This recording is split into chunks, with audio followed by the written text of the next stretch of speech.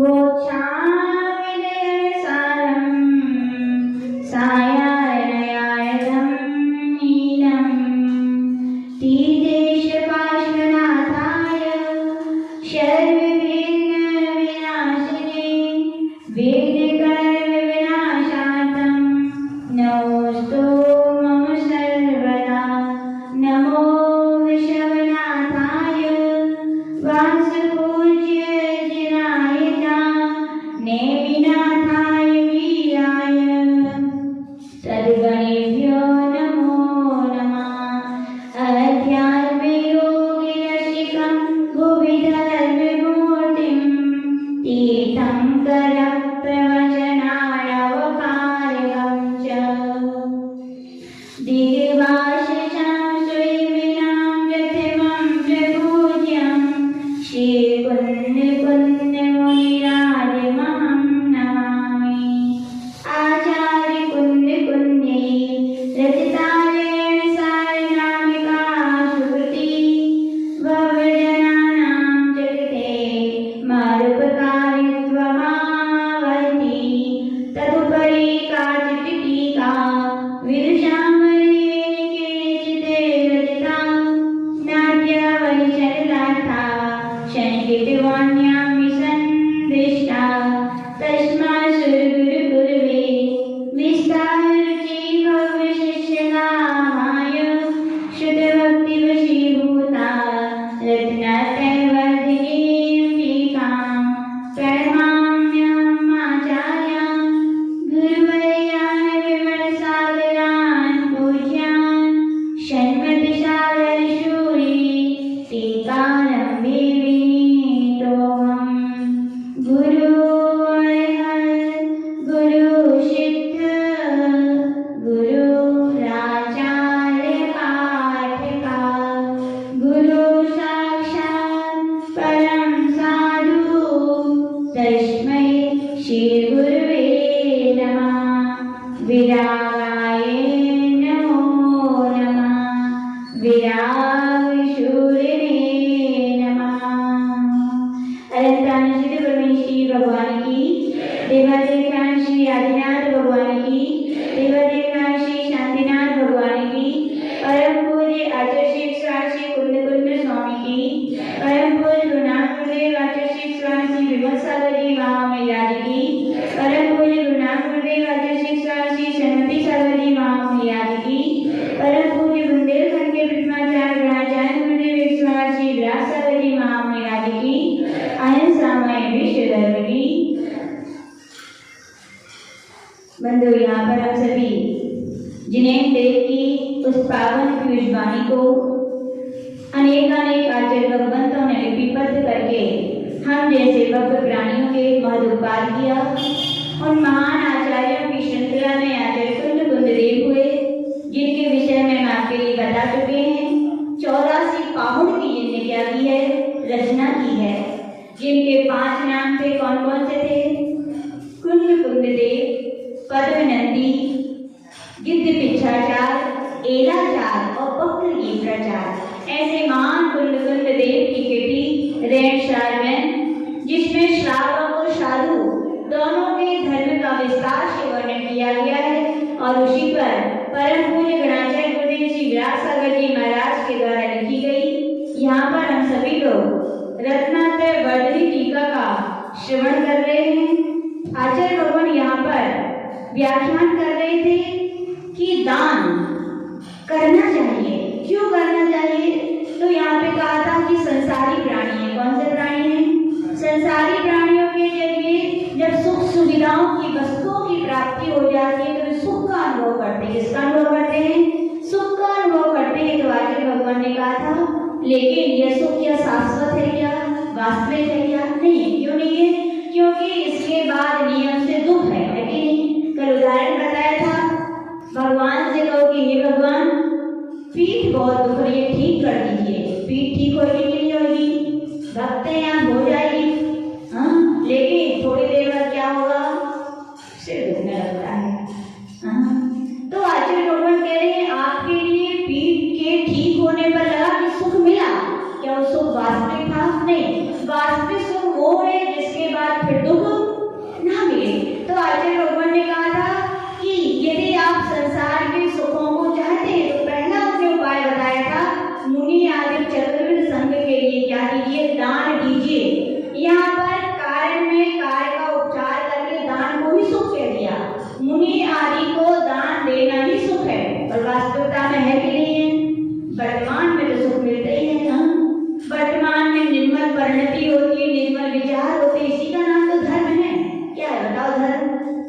याद रखना, पूजन करना, स्वाध्याय करना, अभिषेक करना, ये तो सब साधन है।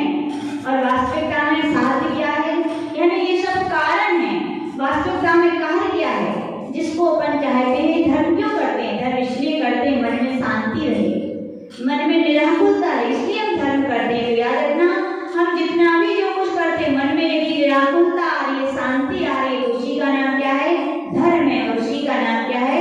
सुख है। तो आचार्य भगवान ने, यद्यपि आप दान दे रहे, मानसिक सुख तो हुआ, लेकिन आपके लिए भविष्य में वह लौकिक वस्तुओं की पूर्ति भी कराएगा कि नहीं कराएगा? क्योंकि दान देने से पुण्य का बंध होगा, और पुण्य जब फलीभूत होगा तो बिन मांगे आपके लिए क्या मिलेगा? सब कुछ मिलेगा। लेकिन आचार्य भगवान यहाँ थोड़ा आपको आगे की क्लास में ले जाना चाहते हैं। कहाँ ले जाना चाहते हैं? जब बच्चे मंदिर नहीं आते तो क्या करते हो आप लोग? लड्डू देते हो। क्या देते हो? लो बेटा लड्डू जाओ, ले मंदिर जाओ तो क्या मिलेगा? लड्डू। बच्चे हैं लालच लोभ में आ जाते हैं लड्डू के और मंदिर आ जाते हैं। लेकिन जब फिर बड़े हो जाते हैं, फिर उनको लड्डू देना पड़ता है क्या? फिर आप नहीं भी देते, या फिर उसके लिए समझाते, बेटा अपने भगवान जिनेंद्र भगवान है, हम उनके भक्त हैं, हमें उनके रोज दर्शन करने चाहिए। तो फिर लड्डू ना भी दो तो भी वो मंदिर आता है कि नहीं आता है? तो आचार्य भगवान अभी तक आप लोग अबोध थे, तो उन भक्तों के लिए समझाया था, मुनि आदि को जो दान देते हैं उसके सुख की प्राप्ति होती है, संसार का सुख मिलता है। लेकिन अब भी बता रहे कि भैया संसार का सुख ही सब कुछ सुख नहीं है। आपका ये भ्रम है कि आपने वस्तुओं की प्राप्ति में सुख मान लिया है। वस्तु की प्राप्ति में संयोग हो जाता है तो सुख, और वियोग हो गया तो ऐसा सुख है क्या? बोले वो सुख नहीं है। तो शिष्य पूछ रहे, भगवान तो सच्चा सुख क्या है? बता भी दिया कि आत्मा का सुख ही सच्चा सुख है, उसकी प्राप्ति करनी चाहिए। फिर भी वो कह रहा है भक्त की, भगवान जान तो गया हूँ कि आत्मा का ही सुख सच्चा सुख है, लेकिन मन कहाँ जाता है? बार बार पीछे जाता है। यही लगता है कि ये वस्तु मिल जाती तो अच्छा रहता, ये वस्तु मिल जाती तो अच्छा रहता। और यदि वस्तु की प्राप्ति हो जाती तो उसमें अपन क्या करते हैं?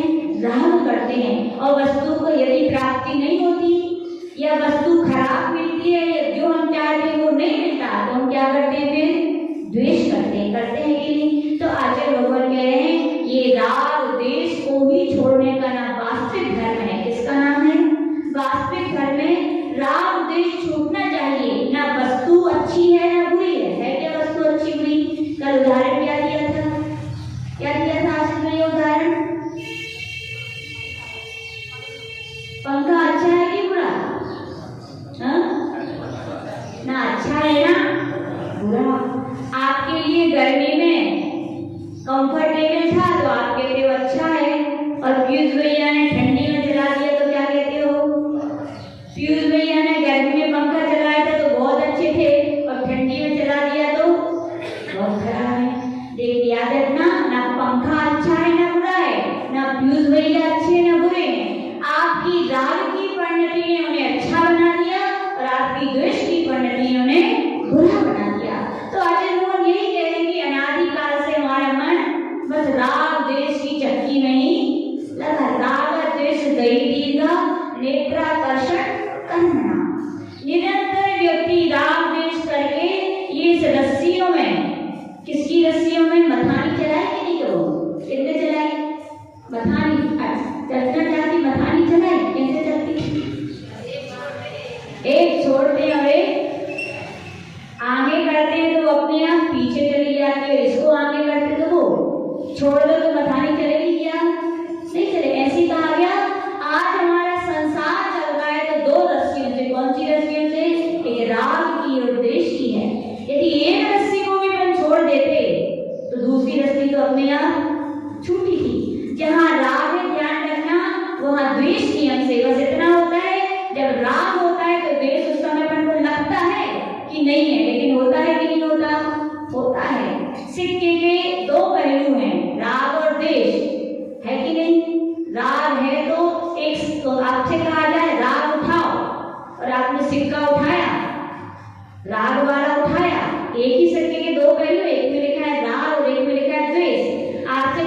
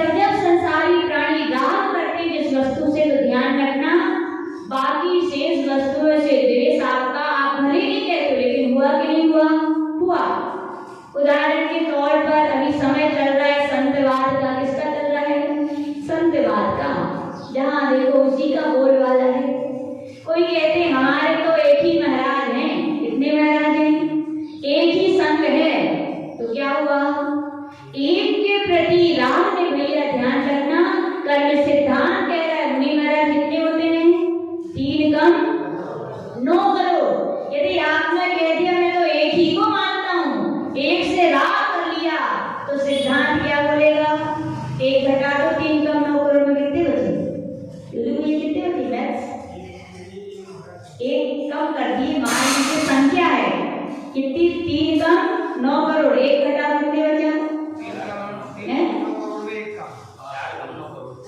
सब लोग मालूम क्या करते हैं, एक घटा देते, 2 कम 9 करोड़, 2 कम 9 करोड़ क्या होगा? 4 कम 9 करोड़, कितना आएगा? यानी कि आपने एक को दान करके 4 कम 3 करोड़ उन्हीं महाराजों से अपना द्वेष बता दिया। बताया कि नहीं बताया? सिद्धांत तो यही होगा ना। तो आचार्य भगवान कह रहे अपन ऐसे ही है, एक व्यक्ति से राग करते हैं तो अपने यहाँ सारे व्यक्तियों से देश रूपी कर्म क्या है अपने अंदर आगे बन जाता है। लेकिन अपन समझते कहाँ है इतना? अपन सोचते हम थोड़ी कोई से कुछ बुराई कर रहे हैं, आप नहीं कर रहे, लेकिन एक के प्रति राग कर रहे हो ना। राग की रस्सी खींची है, राग का सिक्का उठा है, तो ध्यान रखना द्वेष का सिक्का भी नियम से उठा है। तो आचार्य भगवान यही कह रहे कि अनादिकाल से अपना सारा दिन का 24 घंटे का पूरा समय किसमें जाता है?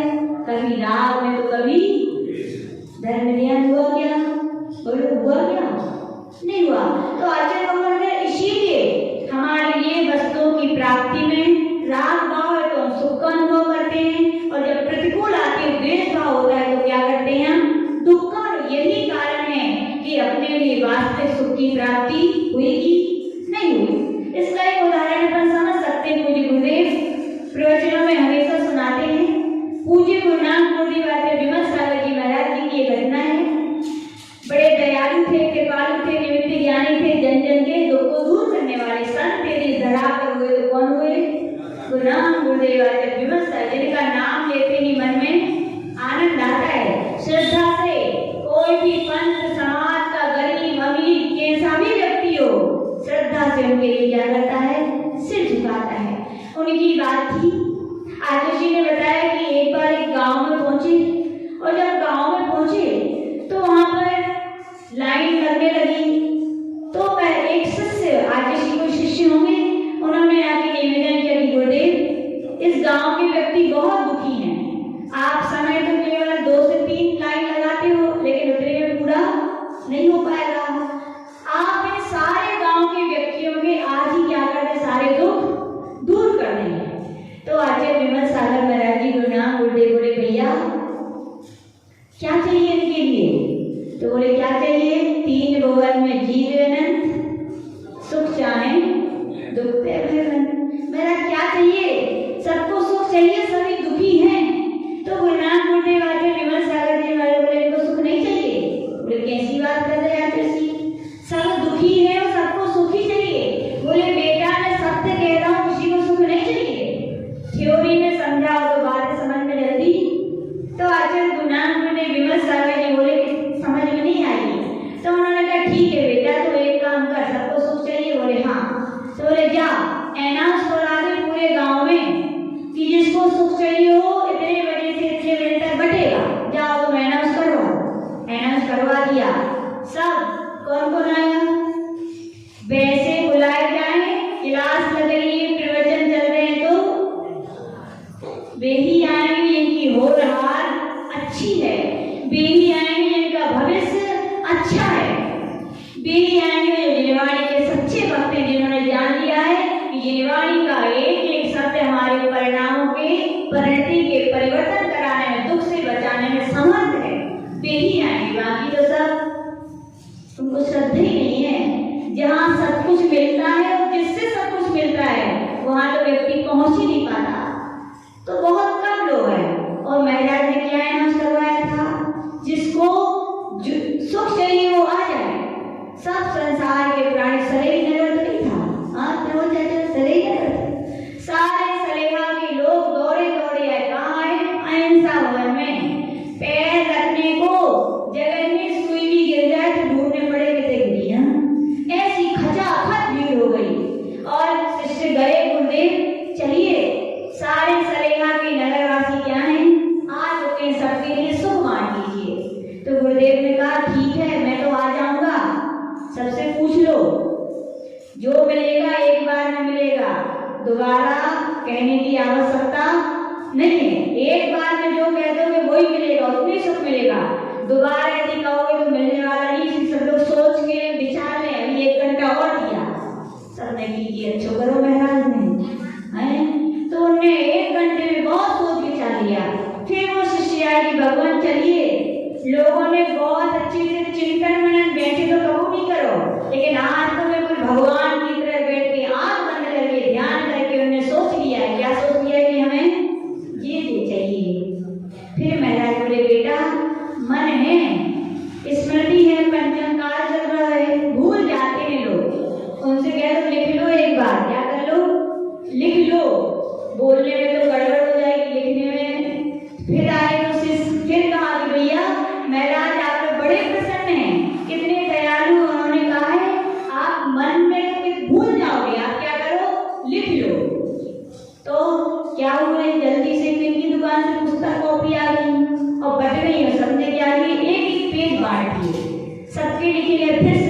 भगवान चलिए, लोगों ने अपने अपने सुख लिख लिए हैं, आप देने चलिए। तो महाराज ने कहा भैया फिर से कह आओ सबसे, कभी छूट गया हो तो लिख लो, फिर दोबारा कोई चांस नहीं है। फिर आके अनाउंस किया, फिर लोग बोले हाँ अरे वो तो रही हो, वो तो रही हो। अभी तो एक पेज बटा था भैया, क्या बटी, एक एक कॉपियां बट गई पतली पतली, सारी कॉपियां भरी कि नहीं भरी है, सोचा जा भर गई। फिर महाराज से कहा गुरुदेव चलिए, महाराज ने अब तो सबने अपनी अपनी सुख लिख लिए हैं। महाराज ने कहा पेन हो गया, एक काम करो सबकी कॉपियां जमा कर लो, अपन कल बांटेंगे। सबकी कॉपियां जमा हो गई, सब लोग चले गए कि नहीं, चले तो गए सभी से, लेकिन मन कहाँ धरो रहो, मिलना है। तो सब चले गए। महाराज गुरुदेव विमल सागर की नजर से कहा कि भैया देखो, एक एक व्यक्ति की कॉपी खोलो, एक एक पन्ना खोलो, एक एक लाइन पढ़ो, देखो एक भी कॉपी में क्या लिखा है कि मुझे सुख चाहिए।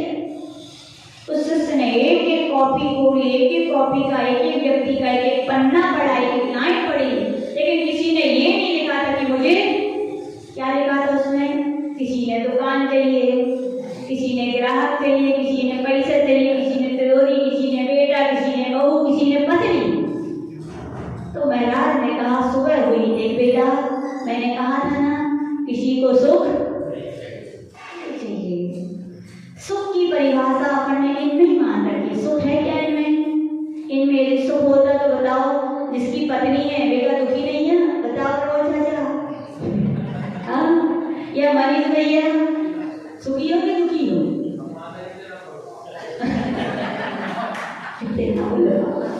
तो याद रखना, एक नहीं सारे संसार की वस्तुएं अपने सुख मान बैठा है, लेकिन वास्तविक सुख है क्या? तो वहां पे कहा गया संसार का व्यक्ति इसी भूल में है, जिन वस्तुओं में सुख मान रहा है, जिन व्यक्तियों में सुख मान रहा है, उनमें सुख नहीं है। तो शिष्य के लिए समझ में आ गया और प्रातः काल हुई, फिर लाइन लग गई। कहाँ वालों की, सरेरा वालों की। क्या मिला? मंगल आशीर्वाद, सद्बुद्धि प्राप्त हो। क्या मिला? सद्बुद्धि प्राप्त हो।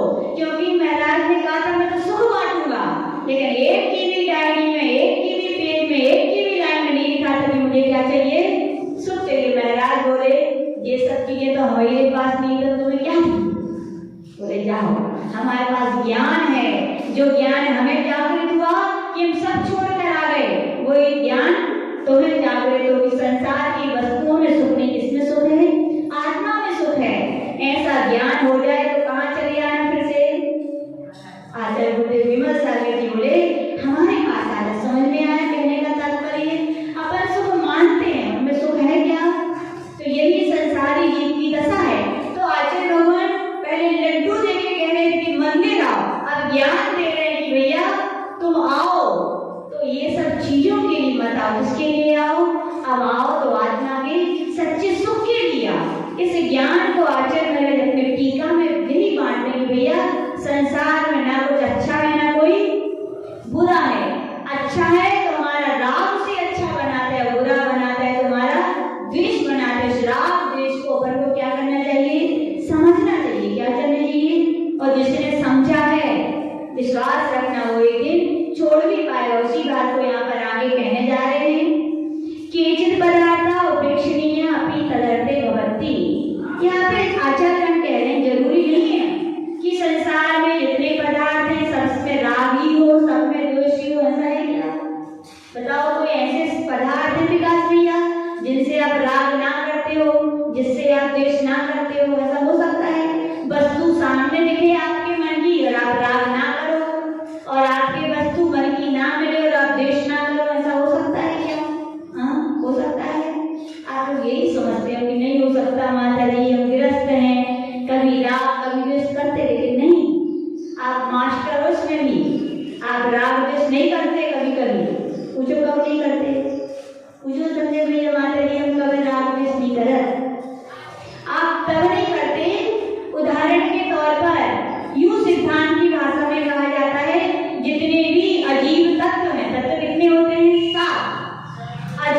तत्व जितने भी हैं सारे केवल ये रूप हैं, यानी उनको जानना चाहिए। बस क्या करना चाहिए? देखो, जानो और जाने दो। इसका नाम है अजीब तत्वों का ज्ञान होना। चलो थोड़ा अध्यात्म में कितना आनंद आता है। अजीब तत्व के ज्ञान में कहा गया देखो, जानो और जाने दो। ना राग करो ना द्वेष करो, क्योंकि वस्तु जैसी है आपके राग द्वेष करने से बदल जाएगी। क्या नीम है, किसी को अच्छी नहीं लगती तो कहो कड़वी है, कड़वी है, कड़वी है, तो आपके कहने से कड़वा दूर होने वाली है? क्या नहीं होने वाली। व्यक्ति बुरा है तो आपके कहने से बुरा है तो क्या ठीक हो जाएगा? नहीं। व्यक्ति की परिणति और वस्तु के स्वभाव को कोई नहीं बदल सकता, केवल उसका परिणाम ही बदल सकता है। निश्चय की बात में यूं कहा जाता है। तो कहा गया कि हमारे राग करने से या द्वेष करने से उसकी परिणति परिवर्तन नहीं आने वाला है। तो सम्यक दृष्टि सोचता है मैं क्यों राग करूं, क्यों मैं द्वेष करूं। और ऐसा हो सकता है कि आप राग द्वेष ना करें तो बोले हाँ, और आप सभी मास्टर हो कि नहीं हो? कैसे बता रहे हैं भैया? कब आप राग द्वेष नहीं करते, वस्तु सामने हो। चलो बहुत छोटा सा उदाहरण है, आगे से बताते हैं। विषय बहुत अच्छे हैं लेकिन घड़ी आपकी। तो उदाहरण के तौर पर ले लीजिए, आदित्य ने बताया था चिड़ियाघर गए तो कोई भी है, कौन कौन गया चिड़ियाघर? सब गए। अच्छा, चिड़ियाघर जाते वहाँ कितने गेट होते हैं? कितने गेट होते हैं चिड़ियाघर में? 2 गेट, एक एंट्री और एक आउट, निकलने वाला। तो आप जाते हो चिड़ियाघर में, टिकट ले लिया, गए अंदर, गए कि नहीं गए? यूज भैया गए चिड़ियाघर, जाते हो, क्या देखने मिला सबसे पहले? शेर। क्या मिला? शेर को देखा कि नहीं देखा? फिर मन क्या हुआ बताओ? क्या हुआ? कुछ हुआ ना कि घरे लेकर से या बड़ा खराब है तो धुआ से धुआ लेते नहीं। वहां पे स्पष्ट लिखा है आप इनके विषय में कुछ भी कर नहीं सकते हैं। नहीं यदि कुछ किया जानवरों के लिए तो आपको सजा हो सकती है। लिखा रहता है कि नहीं? तो आप क्या करते हो? धीरे से जाके शेर को देखते हो, काला है, सफेद है, बड़ी बड़ी आंखें, बड़ी बड़ी मूछें हैं, किसकी हैं? डरे कि नहीं डरे? नहीं डरेगा। आगे चले फिर क्या मिला? कंगारू मिला। देखा अरे इतना बड़ा पेट थी, अपनी बेटी को अंदर बिठा दिया। इच्छा होती है हम भी जाके बैठ जाए? नहीं होती ना। आगे बढ़ बढ़ के एक एक चीज देखते हो, देख करके कहाँ जाते हो? दूसरे गेट से बाहर। बताओ राग हुआ क्या? देश हुआ क्या? नहीं हुआ ना। देखा, देखो, जानो और जाने दो की तरह बाहर निकल आए। आगे लोगों के सम्यक दृष्टि में ऐसे ही होता है। अब फिर की सम्मतन आप लोग बस यही समझते हैं देव सत्संग की पूजन करनी नहीं। सम्यक दर्शन बाहर की ज्ञान के साथ साथ अंदर प्रवृत्ति का नाम है। जब परिणति में ये ज्ञान होता है कि जैसे जूगर में लिखा था कि मैं इनका कुछ करता धरता नहीं हूँ, केवल ज्ञाता दृष्टा हो, तो वहाँ ज्ञाता दृष्टा बन के आप जाते हो, देख करके बाहर आ जाते हो। आपके लिए कर्म बंद नहीं होता। आचार्य कहेंगे संसार के व्यक्तियों में, वस्तुओं में हम केवल ज्ञाता दृष्टा बनकर देखते हैं तो हमारे अंदर राग द्वेष नहीं होता। राग द्वेष नहीं होता तो कर्म बंद भी नहीं होता। और हम क्या करते हैं? कर्ता और भोक्ता बन जाते। क्या बनते हैं? हम ऐसा कर लेते, हम वैसा कर लेते, ये अच्छा है तो खरीद लेते, ये खराब है तो नहीं खरीदते। जब राग द्वेष की परिणति आती तो निरंतर क्या होते हैं? कर्म बंद होते हैं। तो आचार्य कितनी अच्छी बात। संसार में ऐसे नहीं है हर चीज से आप राग भी करो और द्वेष भी करो। यदि आपके पास ज्ञान है तो आप कुछ पदार्थ ऐसे भी हैं जिनसे आप ना राग करोगे ना द्वेष करोगे। लेकिन कब करोगे ऐसा? अपरुचि संपन्नम। ऐसे आपके अंदर अजीब तत्व का जब श्रद्धा हो जाएगा, सच्चे देव साथ गुरु के ऊपर श्रद्धा करने का नाम सम्यक दर्शन नहीं है। तत्वाश्रुत में आचार्य उमा स्वामी महाराज के तत्वार्थ श्रद्धानम सम्यक दर्शनम। 7 तत्वों के अर्थ का मतलब क्या? अब इसको कभी फिर कभी देखें। अर्थ का अर्थ केवल जीव यानी जिसमें चेतना पाई जीत नहीं। अर्थ का अर्थ होता है जो पदार्थ जिस प्रकार से अवस्थित हैं उनका बेसिक श्रद्धान करने का नाम अर्थ है। तो आचार्य भगवान के लिए ऐसे 7 तत्वों में अजीब तत्व जितने भी सब अजीब। आपका आप भी दिख रहे हो क्या? आपकी आत्मा थोड़ी दिख रही है, आपका शरीर दिख रहा है, वो भी क्या है? अजीब है। तो आचार्य भगवान कह रहे हैं सारी दुनिया में जो कुछ दिख रहा है आपको अजीब पुद्गल दिख रहा है। क्या दिख रहा है? और पुद्गल में क्या करो? जानो, देखो और ना राग करो ना, क्योंकि आपके राग करने से व्यक्ति में परिवर्तन नहीं आता। आता है कि हम कितो तो में बहुत अच्छे भैया जी हैं, ये रोज अभिषेक कर भी आने लगे तो कितो अच्छे है, लेकिन नहीं आती। कब तक? जब तक उनकी स्वयं की परिणति में भाव ना आए कि मैं भी अभिषेक करूं। तो आचार्य भगवान कह रहे हैं यही सिद्धांत है सच्चा। सच्चा धर्म आप सीख लीजिए कि सच्ची परिणति में यही अंतर लाना किसी के, हम किसी को बदल नहीं सकते, न व्यक्ति को न वस्तु को। तो हमें राग द्वेष की परिणति भी नहीं करनी चाहिए। केवल बाहर दुनिया में व्यवहार से तो व्यवहारिकता निभानी चाहिए। व्यवहार के तौर पर एक बार कहना चाहिए, 2 बार कहना चाहिए, लेकिन इतने नहीं कहना चाहिए कि आपको ही आकुलता व्याकुलता हो जाए। तो इसका नाम क्या है? तो आचार्य कितनी अच्छी बात की टीका में। टीका यानी कि सारे आगमों का निचोड़ कहलाता है। उन्हें आचार्य परमेश्वर जी के चिंतन का सार एक एक लाइन वो क्या कहना चाहते? तो कह रहे हैं किंचित पदार्थ उपेक्षणीय अपि तदर्थे भवति। संसार में प्रत्येक पदार्थ राग का और द्वेष का ही कारण है, तो ऐसा नहीं है। यदि आप उपेक्षा भाव से यानी सच्चे ज्ञान के साथ उनके लिए देखेंगे तो ना कोई वस्तु राग की योग्य, ना कोई वस्तु द्वेष योग्य है। ऐसा आपको जानना चाहिए। जोड़े पर कुछ गणाचार्य जोड़े श्री व्यास सर्व महामुनि राज की